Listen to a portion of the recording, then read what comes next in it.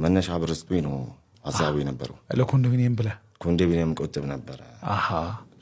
ግን አንተ አይደለም የቆጠብከው፣ ቤተሰቡ ነው የቆጠበልህ? በወንድሜ ነበረ። ከዛ ትንሽ ብር አጠራቅሜበት ነበር።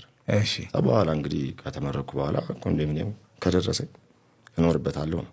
አትሊስት የመጀመሪያውን መሰረታዊ ፍላጎት አሟላው። እዚህ ሰዓት ላይ ግን መነሻ ብርና ከወንድሞቼ ምናምን አዋጥቼ ልሳረ አይሆንም ራስን ቻል ተባልኩ። ሰው በቃ ወይ ራሱን ያንን ኮንዶሚኒየም በቃ ይቅርቶ ቤቱ ይህንን አጠቅም ሰርቼ እከፍላለሁ የራሴ ቤት ይኖረኛል አይነት ነገር ውስጥ ገባው። እንደ መነሻ አወጣሁት። በቃ ወንድምህም ፈቀደ? በቃ እሱም ያው ይህንን የተባበረኝ ያኔ የራሱ ቤት ስለነበረው ነው ከባለቤቱ ጋር። በቃ እሺ እኔ ደግሞ እድሜ ስላልሞላ ነው በዛን ጊዜ መታወቂያ አልነበረኝም። እሱ የቆጠበውን እንደኔ ነው ታሳቢ አድርጌ ስለነበር አውጥቶ ሰጠኝ መነሻ ዝም ብሎ ካፒታል።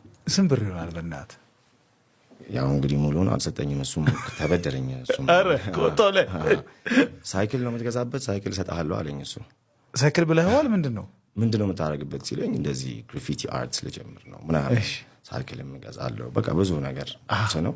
ሳይክል ከሆነ ንጋለ የሆነ ብሩን ቀነሰው እንደዚህ አይነት ነገር ተፈጠረና በቃ ከ30 ሺህ ብር ምናምን ደረሰኝ። እንግዲህ ኖርማል ነገር ግን በቃ በዛ መነሻ ነገር ነው ይሄ ለፕሪንተር ለምናምን እያለን ብቻ ቤት ለቤተሰቦቼ ለ3 ዓመት በቃ ይሄ በቅርብ ቀን ይደርሳል የሆነ ነገር አለ ከጓደኞች ጋር እየመከርን ነው አብረን እየሰራ ነው ከባድ ነው ጫናው ምናምን እያልኩኝ እንግዲህ ይሄ እንደ ማስታገሻ ነገር ያወራኋቸው ነው።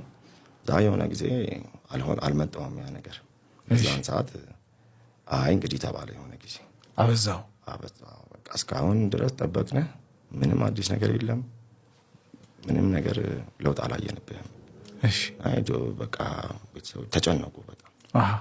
እዛ ያው የቤተሰብ እንደ ኢንተርቬንሽን ነገር ተካሄደብኝ። እውነትን ነው ይሄ ስገባ ምናምን ድንገት ስገባ ቤተሰቦች ሄሎ ውጭ ያሉትም በስካይፕ ምናምን ኧረ እባክህ እንዴ በቃ ሜጀር ኢንተርቬንሽን ነው። ሜጀር በቃ እንግዲህ እኔ ያው በዛ 3 ዓመት ውስጥ ያዳበርኩ ነው የተለያዩ ተሞክሮች አሉ።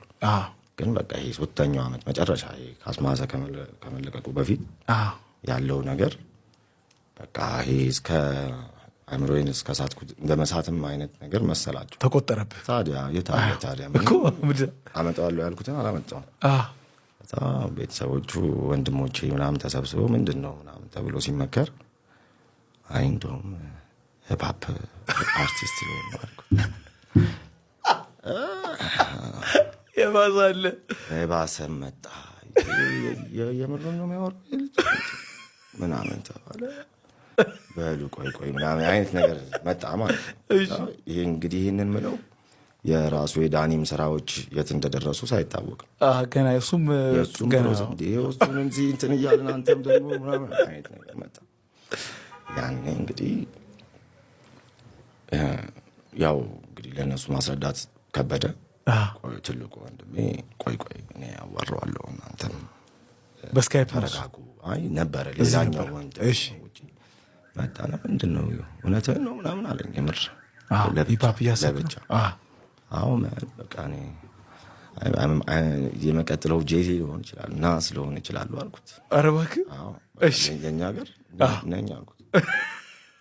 ይመች በዳት ከዛ አልኩለት ወዲያው የሆነ የነበረኝ አባቴን ባያገኝ እኔ አልኖርም ነበር እውነትን ነው ምናምን ብዬ እዛው ራፓ አልኩለት። ታዲያ ግን ለምን ታስጨንቃችኋለህ ቤት ምናምን ብሎ እንደው ተስፋ እንዳለው አይነት ነገር ተሰማው መሰለኝ። በዛው በቃ እንግዲህ ሜክ ሹር ምናምን ተባልኩኝ። ብቻ እንግዲህ ዶሜስቲክ ተባለ። ሌላ ሰው ለሳይካትሪም ትምህርት ያላቸው ካዝኖች እነሱንም ቤተሰብ ደውለው አናግሩት በመታቁት ቋንቋ እኛን እንትን እያለ አይደለም አይነት ነገር ደረሰብኝ። እንደዚህም አይነት ካዝነት ነበረች።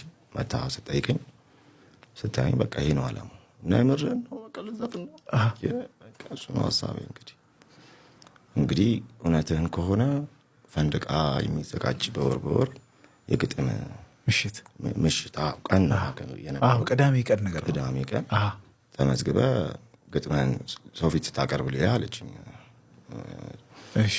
ይቺ ካዝኔ ማለት ነው። በቃ አመቻቸችልኝ። እሺ ብዬ ሄድኩኝ። እሷን ማሳመን ነበረብኝ። እሷን ካሳመንኩኝ ነው እሷ ቤተሰብ የሚቀበለው ቤተሰብ የምታሳመንልኝ።